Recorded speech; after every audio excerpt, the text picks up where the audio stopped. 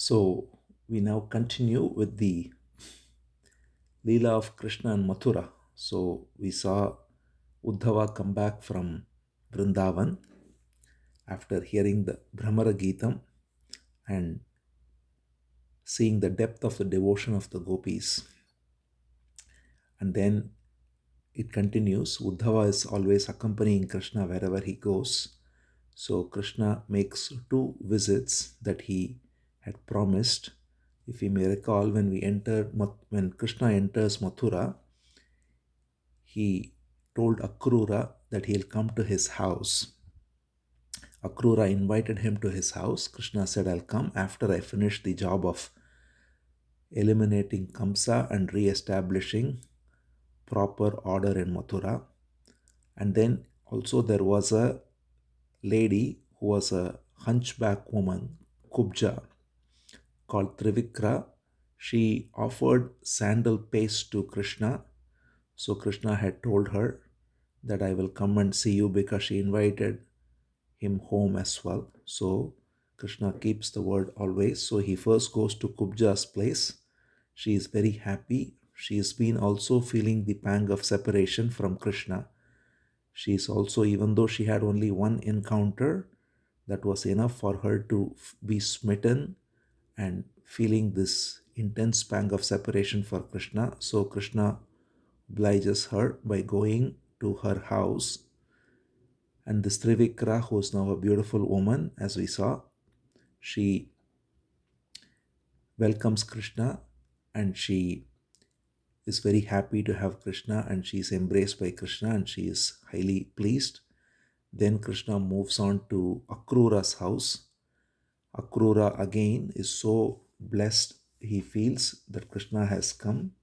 Krishna has now come with Balaram to Akrura's place because Krishna and Balaram were brought by Akrura to Mathura. So they had told him that they will come to his house at the right time. So now is the time. So they both go along with Uddhava. And so Akrura is very happy and he welcomes them by saying, you both are the original being, the essence, and you both blessed me by coming to this place. He says, Yuam Pradhana Purushau Jagad Hetu Jaganmayau Bhavadbyam Navina Kinchit Paramastit Na Cha Aparam. He says, you are the Pradhana Purusha, the original Supreme Being and his expansion. Krishna and Balaram or Mahavishnu and Adisesha represent the Supreme Being and his expansion as also the Guru Tattva. So Balaram represents the Guru Tattva,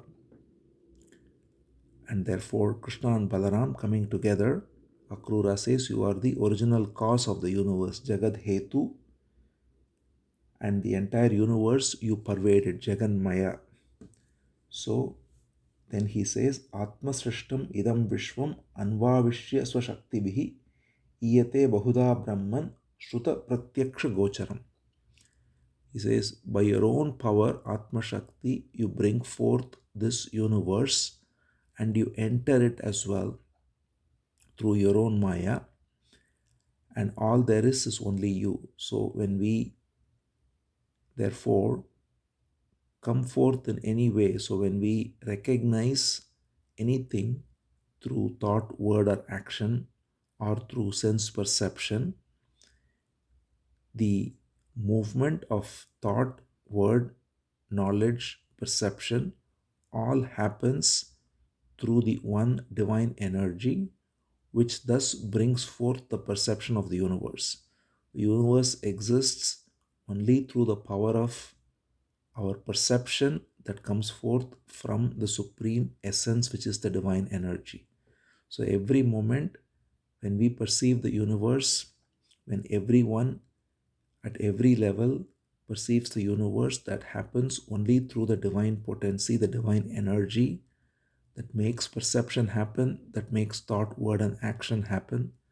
And therefore, in every thought, every word, every perception, there is the divine pervading, permeating every moment. And therefore, Akrura glorifies him and says, the fact that you have set your lotus feet in this house makes this house worthwhile to live, because he is very glad that the house is sanctified by the presence of Krishna, or for that matter, any sage who comes. That's why whenever a sage comes to the house, they are welcomed just as Bhagavan has come, because they bring the presence of Bhagavan. And here, of course, Krishna himself has come. The Supreme Being, the Purna Avatar, has come to Akrura's house. So Akrura washes his feet and then sprinkles that water on his head, sprinkles the water all over the house. And in fact, that's the principle of also sprinkling Ganga water, because Ganga Jal is also coming from the lotus feet of Bhagavan, it is said, and it is washing the feet of Bhagavan. So when we sprinkle the waters of Ganga in the house or on our head, we are sprinkling the water from the lotus feet of Bhagavan. So here, of course, Akrura is most fortunate to actually wash the feet of Krishna and then sprinkle that water all over his house and on his head and so on. And then Krishna also blesses Akrura. Balaram also blesses him, and then they leave. So with this beautiful episode concludes. Then begins the what is called the second part of Mathura Leela, where Jarasandha comes and attacks this Mathura. So Jarasandha's two daughters were married to Kamsa. They are called Asti and Prapti. And these two daughters are now rendered as widows, as we know. So because of that, they go and complain to their father. So Kamsa's father-in-law, Jarasandha, is very angry at Krishna, and therefore he brings a huge army to invade Mathura. It is said that he brings 23 Akshauhinis. Akshauhini is a huge battalion of infantry, of horses, elephants, and so on. He brings all of that to lay siege on Mathura. And of course, Krishna tells Balaram, okay, now we have this opportunity to engage in this Leela of warfare. And not only that, Krishna's one of the purpose of the descent is to reduce the burden on earth. So therefore he tells Balaram, let's not kill Jarasandha. We will just eliminate the entire army so that he'll go and come back and bring more army. And each time he does that, we will do the same. So then they get on two divine chariots. Krishna and Balaram, they go outside the fortress, and then there is the huge army of Jarasandha. And Krishna and Balaram, along with their army, fight, and there is a bloody battle that goes on.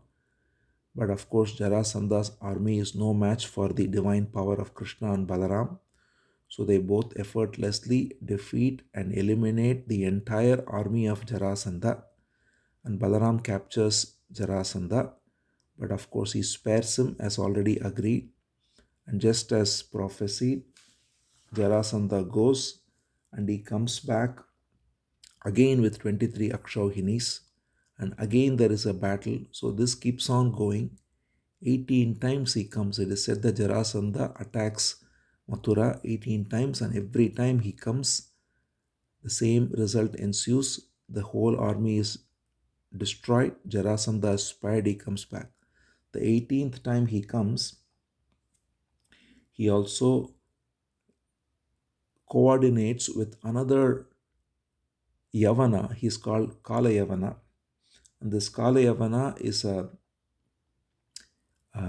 another demoniacal character who has always nursed hatred for Krishna. So this Yavana is coordinated, and so Jarasandha says, you come from the western side, I come from the eastern side, and we'll both attack Mathura together. So they do that. So Kala Yavana first comes and lays siege on Mathura, and then Jarasandha is approaching. So Krishna now executes another beautiful Leela. Krishna tells Balaram that now both of them are coming. Of course, if Krishna and Balaram chose to, they could have eliminated both the armies, but instead they execute a very sweet pastime. They say, we will move our entire capital to Dwaraka, because this place is being attacked repeatedly. We have done this 18 times. So now it's time to move far away so that they cannot come and attack there. So Krishna engages Vishwakarma, it is said the divine architect, to build a beautiful capital city in Dwaraka. And the city is built in such beautiful way. It is built in the ocean. Vishwakarma engages his entire prowess to build the most beautiful city with all the right amenities, parks, trees, gardens, all that is necessary to build a very beautiful city. And as we have even seen many reports, even now, that there are remains of this Dwaraka inside the ocean. So, this Dwaraka, the Dwaraka that is there now, is only the remnants of what was there, which is primarily underneath the ocean, because this city was built by reclaiming land from ocean by Vishwakarma. And there, Dwaraka was built on the western coast of Bharat. And Krishna then, using his yogic power, it is said, he transfers everyone to this capital city Dwaraka. The entire citizenry of Mathura are all instantly transferred to Dwaraka. And Krishna and Balaram only remain. And Krishna comes out. And when he comes out, Kalayavana sees him. And very interestingly, so Kalayavana has a blessing from Shiva. Kalayavana prayed to Shiva. Therefore, Shiva blessed him that no Yadu shall kill you, because his whole effort was to fight the Yadus, the clan in which Krishna is born. And so he got a boon from Shiva that no Yadu can kill him. And of course, that includes Krishna too. And Krishna wanted to honor Shiva's boon. So he didn't engage Kalayavana in a fight, but instead, very curiously, he started running away. So Krishna executes all rasas. Here he executes the rasa of, that's why he's called Ranuchor. He runs away from the battlefield. So Kalayavana is very confused. He says, I thought you are supposed to fight me, and I've come all the way to fight with you, and you are running away. Stop. But Krishna doesn't listen. He keeps running. So when Krishna runs, Kalayavana runs behind him, and he gives him a chase. And Krishna, before this itself, he is telling Balaram that we will execute a nice strategy to get rid of this Kalayavana, because we have to honor Shiva's boon, which means Krishna or Balaram cannot kill Kalayavana. So that's why Krishna starts running in this way, and he runs inside a cave. And so Kalayavana also chases Krishna, and he goes inside this cave. And after some time, Krishna goes and hides in the cave, and then there is a man sleeping in the cave that Kalayavana comes across. So when Kalayavana comes there, he goes to this dark portion of the cave, sees someone sleeping there, and he thinks Krishna is hiding by lying down. So he goes and kicks this person lying down, and the person lying down gets up, and as soon as he gets up, his very eyes burn Kalayavana and he is dead.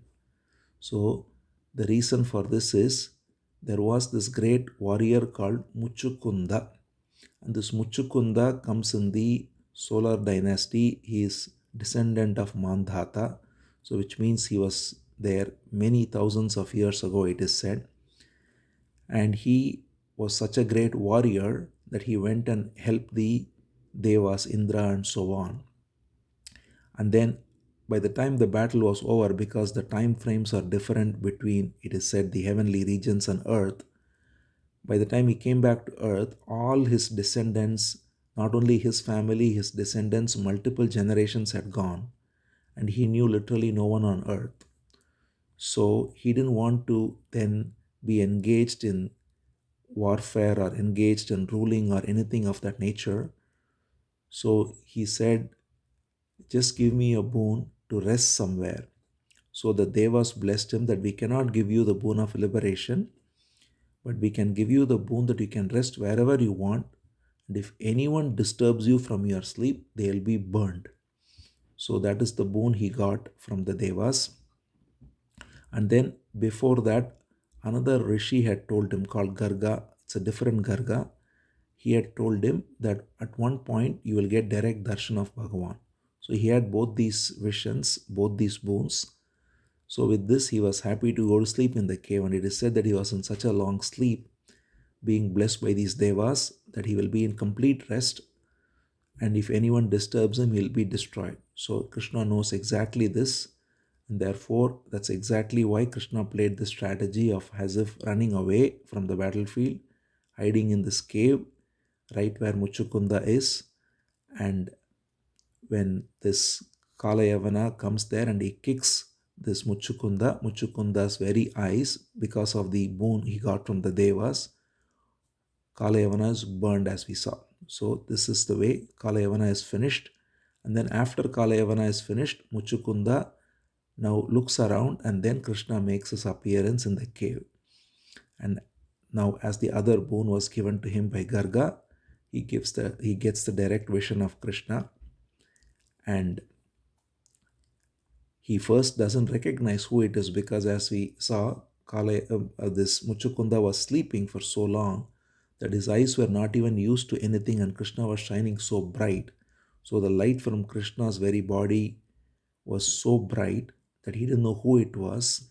And then Krishna reveals himself. He says that I am none other than the one who you always wanted to have darshan of, and who you were blessed to have darshan of by Garga.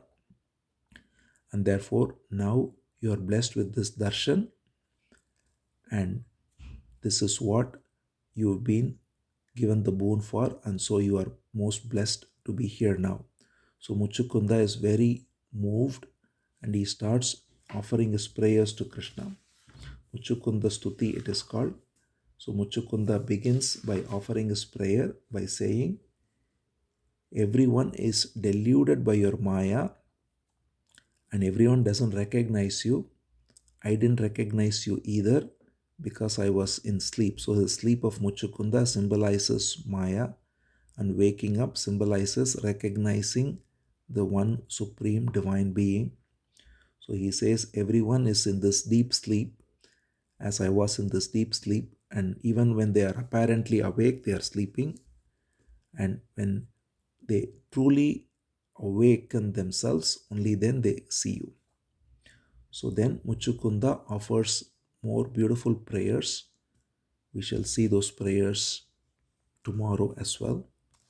But the essence of this beautiful story is that Muchukunda symbolizes the sleep that everyone is in. Even though we are awake, Muchukunda sleeping for a long time symbolizes everyone, even though apparently awake, sleeping because they are caught in the ego. So when we are caught in false identification with the me and mine, then we are not truly awake, because it is thought that has hijacked us, it is ego that has hijacked us, and we are looking at everything through the prism of the ego. And when that is removed, only then we truly see. So that vision that comes when we truly awaken is the vision of the true essence of Bhagavan. So that's what Muchukunda, getting the darshan of Bhagavan, symbolizes. There are some beautiful prayers Muchukunda offers more, which we shall see tomorrow.